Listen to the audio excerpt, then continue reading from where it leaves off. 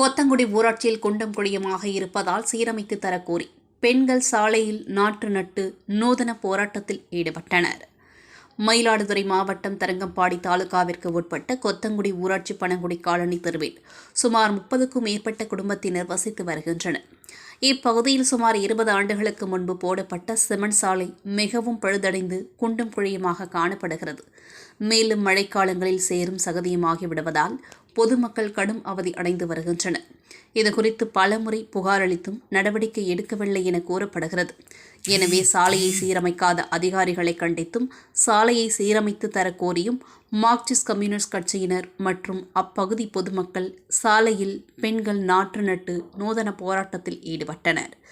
கலை செயலாளர் ஆம்ப்ரோஸ் தலைமையில் நடைபெற்ற நூதன போராட்டத்தில் ஊராட்சி நிர்வாகத்தை கண்டித்து கண்டன கோஷங்களையும் எழுப்பினர். இதில் கிராம மக்கள் உட்பட பலர் கலந்து கொண்டனர்.